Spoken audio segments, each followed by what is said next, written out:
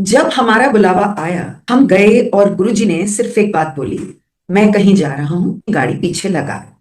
तो जब हम गुरुजी के पीछे पीछे गए, गुरुजी हमें लेके गए एम्पायर स्टेट। तब वो आंटी का घर था और गुरुजी ने उसको छोटा मंदिर बोलना शुरू नहीं किया था। वहां पे वो एक कमरे में चले गए और मैं वहां खड़ी रह गई ये सोच के कि मैं जिस चीज के लिए आई थी वो मेरे टांगों का दर्द था और मेरे बेटे के गले की परेशानी थी। तो जब मैंने देखा वहां सारे बैठे हुए हैं, मैं तो बैठ ही नहीं पाऊंगी, चुपचाप एक कोने में जाके खड़ी हो गई। और गुरुजी कुछ टाइम बाद सीधा मेरी तरफ आए और उन्होंने मुझे बोला, 10। तो मैंने उनको ये बोला, मेरा मुंडा। उन्होंने बोला, उसकी छोड़, अपनी बता, तुझे क्या प्रॉब्लम है। मैंने कुछ उनको ना बयान करते हुए सिर्फ इतना बोला, गला खराब रहता है। और गुरुजी ने मुझे ये बोला कि इसको सोने का ओम पिला दे और घर में चावल खाना और बनाना बंद कर दे। मेरी अपनी टांगों के लिए गुरुजी ने सिर्फ इतना कहा था, आज के बाद नहीं होगी। और वो दर्द कभी लौट के नहीं आए। कुछ टाइम बीता, वो वापस जलंधर चले गए। वो उस जमाने की बात है जब कोई बड़ा मंदिर, दुगरी मंदिर की स्थापना नहीं हुई थी। मेरी मदर शिरडी साईं भक्त, और वो कहती थी कि बाबा को छोड़ के मैं और कहीं भी अपना चित नहीं लगा सकती। गुरुजी ये कहते थे, उसको बोल घर बैठे उसको ब्लेसिंग्स हैं, उसको यहाँ आने की मेरे पास क्या जरूरत है, मैं उसको घर बैठे ही ब्लेसिंग्स देता हूँ। और तू अपनी माँ की फिक्र मत कर, वो बिल्कुल ठीक ठाक रहेगी। कुछ टाइम बाद उन्होंने बोला, तेरी माँ को मैंने बचा दिया है। मेरी मदर ने आगे से जवाब मुझे दिया, मुझे क्या हुआ है, मैं तो बिल्कुल ठीक ठाक हूँ। एक हफ्ता बीता और उनकी एक report I, suspected tuberculosis of the small intestine और रेक्टम कोलन कैंसर। गुरुजी के गई।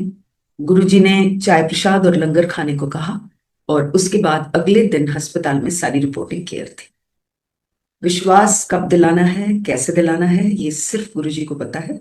हमारा काम ये है कि जो गुरुजी का बताया हुआ रास्ता है, हमें सिर्फ वो फॉलो करना है।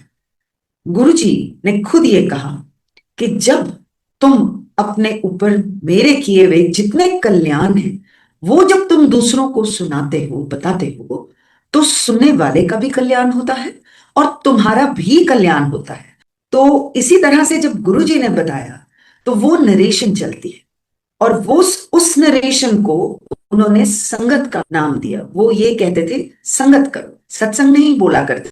संगत जब हम करते हैं तो ये गुरु की जो बोली हुई बातें हैं और गुरु के जो कल्याण है सिर्फ उस तक ही सीमित रहता है।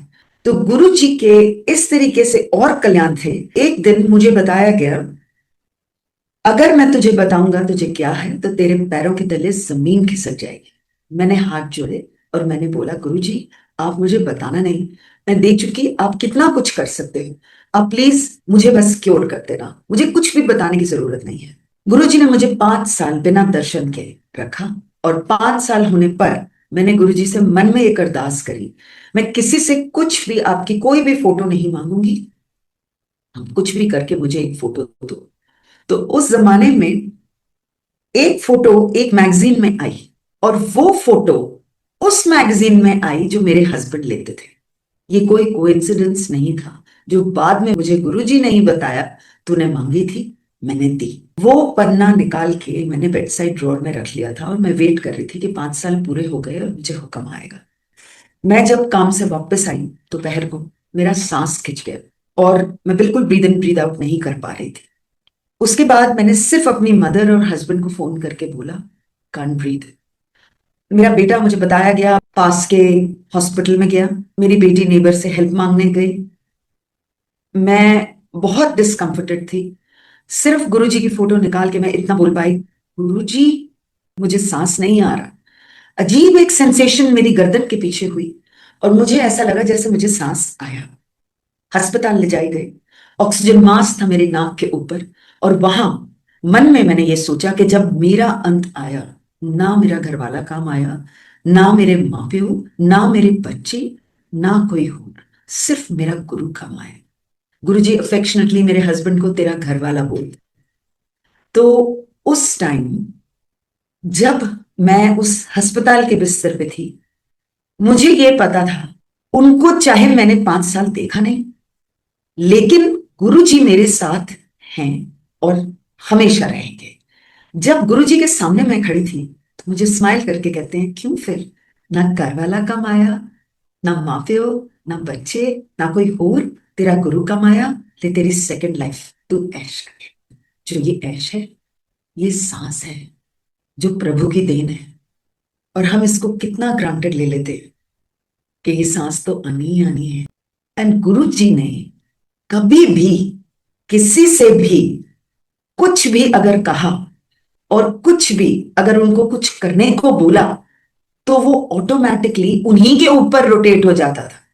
वो एक ब्लेसिंग बन के उन्हीं के ऊपर आ जाती थी, चाहे उस इंसान को उस समय ये नजर आए या ना आए। लेकिन गुरु जी ने हमेशा लोगों का भला और लोगों का कल्याण किया। जो उन्होंने अपनी एक झलक दिखाई, वो झलक ये थी कि वो परमात्मा का ही अंश धरती पे आए लोगों का कल्याण करने के लिए। उनको अपने लिए कुछ नहीं चाहिए था। और उन्होंने मंदिर के लिए भी यही बोला कि ये संगत का मंदिर है। गुरु जी ने सिर्फ कल्याण ही किया। वहां बड़े मंदिर में एक दिन लेके गए मेरे हस्बैंड और मुझे, और उन्होंने ये बताया, इस मंदिर में 12 तीर्थ स्थानों का धाम है, यहां जो आएगा उसकी अरदास कबूल। ही सेड, मैंने यहां इतनी शक्ति भर दी है कि यहां कल्याण ही कल्याण है। इट डजंट मीन कि जहां गुरु जी के और मंदिर हैं वहां शक्ति नहीं या कल्याण नहीं। मैं आपको सिर्फ वो बात बता रही हूं जो मेरे कानों में डायरेक्टली गुरु जी से टली। गुरु जी जलंधर वापस चले गए और हम लोगों को आज्ञा मिली हर हफ्ते वहां जाने की। जब गुरु जी हमें वहां बुलाते थे, वो उस जमाने की बात है जब वहां रोज कोई सभा नहीं लगती थी। तो गुरुजी ने कभी कुछ बोल जाना मंदिर में, कभी हम जमीन पे अगर बैठे हैं तो वो हमारे साथ ही आके बैठ जाते थे, कुछ बोल जाते थे। तो ये थोड़ी थोड़ी थोड़ी करके जो बातें हमें पता चली, मैंने उनकी समाधि के बाद उसे एकत्रित करके लिखना शुरू करा, क्योंकि वो मेरे दिमाग में घूमती थी। और उन बातों को मैंने नाम दिया गुरु वचन। और वो गुरु वचन जो हैं मेरे लिए बहुत प्रेशियस हैं, क्योंकि मेरी जिंदगी में कुछ समय वो बातें बोली गई गुरु के मुंह से, वो कहीं ना कहीं उसका कहीं एक मीनिंग है मेरी जिंदगी में, कि कुछ चल रहा था उस बारे में, कुछ आने वाला था उसके बारे में, और कुछ जनरल बातें बोली गई। जब मेरे बच्चे बहुत छोटे थे तो मुझे गुरुजी ने बोला कि इनको छोड़ के मत आया कर दिल्ली, इनको लेके आया कर। और बाकी सबके बच्चों को बोला जाता था कि बच्चे घर छोड़कर आइए। और मैं हमेशा सोचती थी कि कुछ होगा जरूर जो इनको बोला जाता है कि इनको साथ लेकर आओ। एक बार किसी ने बोला, गुरुजी ये सबीना और इसकी फैमिली ये हर हफ्ते आ जाते हैं, उनको नहीं पता था कि गुरु का हुक्म है। तो गुरुजी ने आगे से जवाब उनको दिया, आंधी है तो कुछ लेके ही जाती है ना। तो गुरु कभी भी किसी को भी खाली हाथ नहीं मोड़ते। वो जरूर कुछ ना कुछ ऐसा देते हैं जो आपकी मांग नहीं हो, लेकिन उनकी तरफ से आपकी जिंदगी में जो बिल्कुल फिट बैठनी है बात, वो। एक बार मैंने गुरुजी से पूछा, मैंने कहा गुरुजी, मैंने सुना है आपसे कुछ मांगना नहीं चाहिए, लेकिन मैं तो अपने पापा के लिए, अपनी मम्मी के लिए, अपने बच्चे के लिए, अपने लिए हमेशा आपसे कुछ ना कुछ मांगती आई कि ये ठीक कर दीजिए, वो ठीक कर दीजिए। तो मुझे हंस के कहते हैं, ये मांगना नहीं होता, इसके लिए तो मैं हूं। मांगना होता है महल अलमारियां, मटीरियलिज्म। तो ही सेड मटीरियलिज्म भी अगर मेरे ऊपर छोड़ दो तो मैं तुम्हें उतना दूंगा कि तुम्हारा क्या, तुम्हारे बच्चों के लिए भी वो पर्याप्त होगा। इस करके मैं मना करता हूं। उन्होंने फिर एक दोहा बोला, साईं इतना दीजिए जामे कुटुंब समाए। उसके बाद जब बच्चे थोड़े बड़े होने लगे, एक दिन गुरुजी बैठे थे हमारे साथ और एकदम से बोले, मेरे बेटे के लिए उदा खूब निकल रहा है, लोटा ले आ। मैं लोटा लेके गई। गुरुजी ने बताया कि उसको कैसे यूज करना है उसके लिए। उन्होंने बोला, इसको कभी भी डिटर्जेंट इस्तेमाल मत करना साफ करने के लिए। सबसे पहली चीज होती है कि अपनी कमाई से खरीदा गया। दूसरा, उसको नींबू या राख से साफ करते हैं और साफ करके पानी भर के रात को उसको एक साफ जगह रख दिया जाता है। सुबह होने तक वो ब्लेस होता है और अगली सुबह उसको एक ग्लास पीना है। अगर वो पूरा खत्म नहीं कर पाए तो शाम तक धीरे धीरे धीरे खत्म कर ले। हमें ये आज्ञा नहीं दी थी कि आधा पीना है और आधा नहाने के पानी में डालना है। हमें ये आज्ञा थी कि इसको पूरा पीने के लिए देना है। मैंने बच्चे को सिर्फ ये बताया, आपकी खुशहाली के लिए दिया, क्योंकि जब कुछ था ही नहीं डिस्कम्फर्ट, तो एक छोटे बच्चे को मैं क्या बताती। Well, as he grew up, थोड़ी सी एक अलगर्जी हो गई कि कभी पिया कभी नहीं पिया, कभी रह गया। उसके बाद डिस्कम्फर्ट स्टार्ट हुआ, as Guruji had said, of the spinal cord and the neck region. ये रिसेंट बात है, पिछले 2-3 महीनों की। एक अस्पताल, दूसरे अस्पताल, तीसरे अस्पताल लेके हम जगह जगह गए और गुरुजी ने ये बोला, डॉक्टर अपना काम करेंगे, मैं अपना काम करूंगा। तो डॉक्टरों को अपना काम करने के लिए जो हुक्म है हमने वही फॉलो करा। सर्जरी रेकमेंड करी गई, 1-2 डॉक्टर्स ने सर्जरी मना भी करी। बहुत ही ज्यादा कश्मकश में थे कि अब करें तो क्या करें। एक माँ की अरदास में गुरु से ही ये हो सकती है कि मेरे बच्चे को ठीक रखें। साथ ही में मेरी डॉटर को गॉल ब्लैडर के स्टोन्स बताए गए और सर्जरी बताई गई। तो मैं यही अरदास करती थी कि जैसे गुरुजी ने बताया था, अरदास इक्को बारी करी दी है कि एक ही बारी आप उनसे कोई अरदास करते हो किसी चीज के लिए और वो कह के मान लो कि मैंने सुन लिया। वो कहते थे मैंने पहली बारी में ही सुन लिया। दोनों बच्चों के लिए डॉक्टर्स ने नो सर्जरी बताई और उसके बाद इतना ही नहीं, वो मर्ज जो था वो रेक्टिफाई होना शुरू हो गया डॉक्टरों के इलाज से, दूसरी चीज से। और साथ साथ हमें पता था कि ये गुरुजी की ब्लेसिंग चल रही है। उसकी रिपोर्ट में कुछ टेक्निकल खराबी हो गई थी और बेटी जब गई डॉक्टर के तो गॉल ब्लैडर के स्टोन्स ही डिसअपियर हो चुके थे। ये परमात्मा बहुत बहुत जल्दी सुनते हैं। और गुरुजी के लफ्ज ये थे मुझे बहुत साल पहले, एक कलयुग है, रब बहुत जल्दी मिल जाता है, पुट्ठा लटकना नहीं पैंदा। इस युग में जब आप भगवान को याद करते हैं और आप भगवान का शुक्राना करते हैं उन चीजों के लिए जो आपके एक भगवान की देन है। जैसे मुझे बताया गया, आंख नाक मुंह कान तेरे आगे लगे हैं, पीछे क्यों नहीं? इस चीज का तो शुक्राना कर। कितनी छोटी सी चीज है। हम इंसान सोचते हैं कि भगवान ने तो ऐसे ही बनाया हमें, आंख नाक मुंह कान आगे ही लगे होते हैं, लेकिन वो गुरुजी ने सिखाया कि इस चीज का शुक्राना करो, जो भगवान ने दिया उसका शुक्राना करो। और जब आप शुक्राना करते हैं तो ऑटोमेटिकली आपके सारी चीजें जैसे गुरु ने चलानी है वो बिल्कुल सीध में लेके जाते हैं। कुछ चीजें हमारे बस के बाहर होती हैं, कुछ चीजें भगवान पर छोड़ देनी चाहिए, कुछ चीजों में अपना इंसानी दिमाग नहीं लगाना चाहिए। जो पुरानी संगत के हैं उनका काम सिर्फ गुरु के कल्याण नरेट करना है, गुरु की बात आप तक पहुंचाना है। ये नहीं कि आप में वो विश्वास जागा कि नहीं, आपने उसको माना कि नहीं, वो तो गुरु का काम है। उन्होंने जब अपना कुछ जोर दिखाना है तो 1 सेकंड नहीं लगना किसी भी चीज में।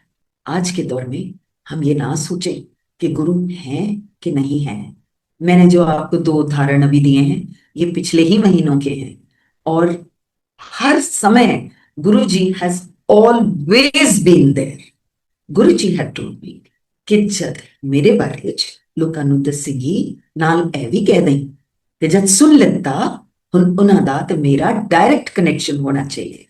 उन्होंने ये बोला कि जब मेरे बारे में तुम बता दोगी तो लोगों का फिर मेरे साथ डायरेक्ट कनेक्शन, मीनिंग कोई भी नरेटर आपको गुरु तक नहीं पहुंचा सकता। उनका तो वो अपनी झोली लेके खड़े हैं कि गुरु ब्लेसिंग्स दे उनको। गुरु जी के वर्ड्स थे, मेरी तरफ कोई कदम अगर लेके आता है, मैं उसकी तरफ 100 कदम चल के जाता हूं। गुरु जी ने हमें जब जलंधर बुलाना, तो कुछ ना कुछ तो बातें बोलनी।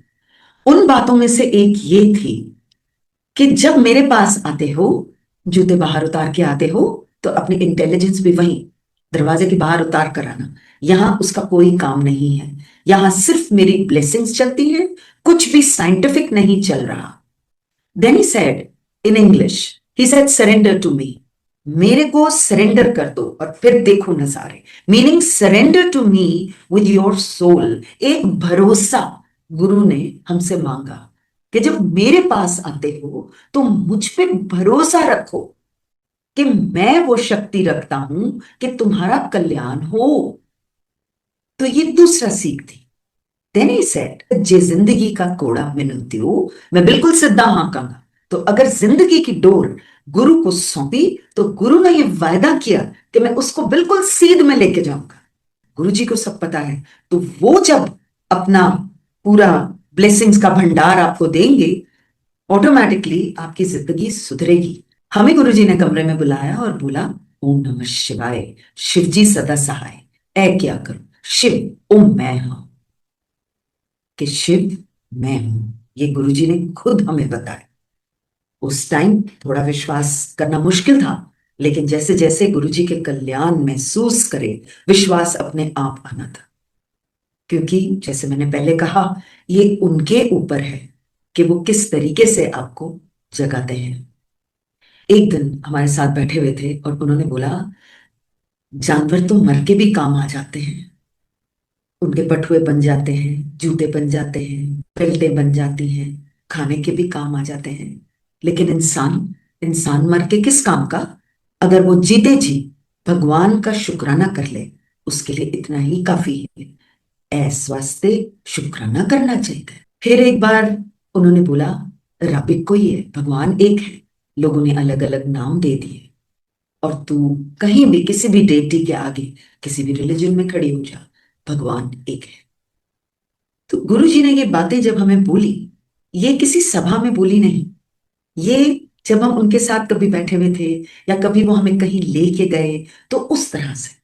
जैसे एक दिन गाड़ी में हम कहीं जा रहे थे, तो एक भिखारी पास आ रहे थे, तो गुरु जी ने मुझे बोला कि अगर भिखारी को कुछ नहीं देना, तो आगे से कुछ बोलना नहीं, हाथ जोड़ देना। तुम्हें नहीं पता कि कौन किस भेष में कब आके तुम्हारे सामने खड़ा हो जाए। Then we were once told कि ए बर्थ स्टोन्स जो लोग पा लेंदे ने ना, कि खुशहाली आएगी, खुशहाली दे आए ना, वो पत्थर पता नहीं की ਤੁਹਾਡੇ ਉੱਤੇ नेगेटिविटी कर रहे, ते नहीं पाना चाहिए। मैंने कहा, गुरु जी, मैं, मेरे हस्बैंड, मेरे दोनों बच्चे ये सब नहीं पहनते। कहते, मैं जनरल बात कर रहा हूं।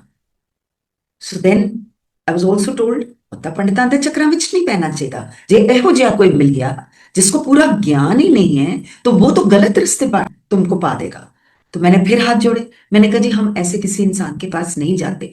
ओहो, मैं जनरल गाल कर रही हूं। उनका ये मतलब था कि ऐसे किसी इंसान के पास नहीं जाना जो तुम्हें टोने टोटके और कुछ ऐसी राह दिखाए जो तुम्हारे लिए ना फले और उसको पूरा ज्ञान ही ना। गुरु जी इज ओमनी प्रेजेंट। गुरु अपने भक्तों पर, और जो उन पे विश्वास नहीं भी करते, उन पे भी हमेशा अपनी मेहर बरसाते हैं। Once he had told me कि मेरी ये जो फोटो है ना, ए मैं ही हाँ। दूर बैठा अगर कोई मेरे पास नहीं आ सकता, मेरी फोटो से भी कहीं बैठा वो बात कर ले, तो मैं सुनता हूं। तो आज तो हम सारे यही कर रहे हैं।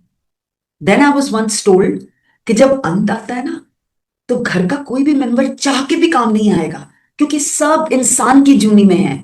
वो इंसान है, सिर्फ गुरु है जो गति देता है। और मेरे लिए वो भी बात थी जब अस्पताल के बिस्तर पे मैं लेटी हुई थी और गुरु जी ने मुझे वो जीवन दान दिया उस समय।